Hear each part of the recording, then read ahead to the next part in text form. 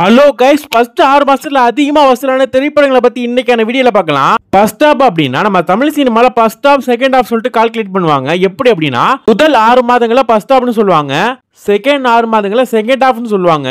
இப்போ நம்ம ஃபர்ஸ்ட் 6 மாதங்களை பத்தி பார்க்கலாம். நம்ம சேனலை சப்ஸ்கிரைப் பண்ணாம பார்த்துட்டு இருக்கீங்கன்னா மறக்காம சப்ஸ்கிரைப் பண்ணி இந்த பெல் ஐகான்ல போட்டு வச்சிருங்க.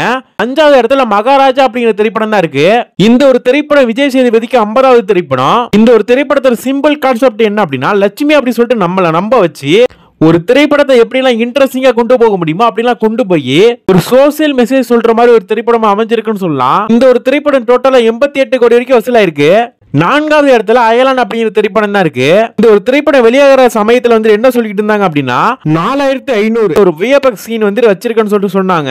மக்கள் கிட்ட விமர்சனம் எப்படி வந்துச்சு அப்படின்னா, இந்த ஒரு திரைப்படம் கொஞ்சம் பாக்குற அளவுக்கு இருக்கு அப்படி மட்டும்தான் ரிவ்யூ வந்துச்சு. இந்த ஒரு திரைப்படத்துல எஸ்கே அவர்கள் ஒரு ரூபா கூட சம்பளம் வாங்கலையா, இது உண்மையா பொய்யான்னு சொல்லிட்டு கமெண்ட்ல வந்து பதிவு பண்ணுங்க. 3வது இடத்துல அரண்மனை 4 அப்படிங்கிற திரைப்படம் தான் இருக்கு. இந்த ஒரு திரைப்படத்தை சுந்தர் சி ஏகே அவரே நடிச்சிருப்பாரு. இந்த ஒரு திரைப்படம் வெளியான சமயத்துல இந்த ஒரு திரைப்படத்தை பத்தி நெகட்டிவான ரிவ்யூ மட்டும்தான் வந்துச்சு. அதுக்கப்புறம் நாட்கள் போக போக போக இந்த திரைப்படம் வந்து கொஞ்சம் நல்ல ரிவ்யூ வாங்க ஆரம்பிச்சிச்சு. எதுக்காக நல்ல ரிவ்யூ வந்துச்சு அப்படின்னு சொல்லிட்டு கேட்டீங்கன்னா, அதுக்கு முன்னாடி தமிழ் சினிமால கொஞ்சம் நல்ல திரைப்படங்கள் பார்க்குற அளவுக்கு திரைப்படங்கள் வந்துட்டு வரவே கிடையாது.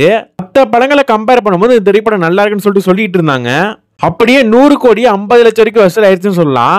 2வது இடத்துல கேப்டன் மில்லர் அப்படிங்கிற திரைப்படம் தான் இருக்கு. இந்த ஒரு திரைப்படத்தோட விமர்சனத்தை பத்தி பார்த்தோம் அப்படின்னா, மக்கள் கிட்ட கேட்கும் போது ஓரளவு பார்க்கலாம் அப்படிங்கிற மாதிரி தான் சொல்லிட்டு இருந்தாங்க. நடிப்பை பொறுத்த அளவுக்கு ஓகே, ஆனா கதன் பார்க்கும்போது கொஞ்சம் நல்லா ட்ரை பண்ணிருக்கலாம், அதை கொஞ்சம் கோட்டை விட்டாங்க.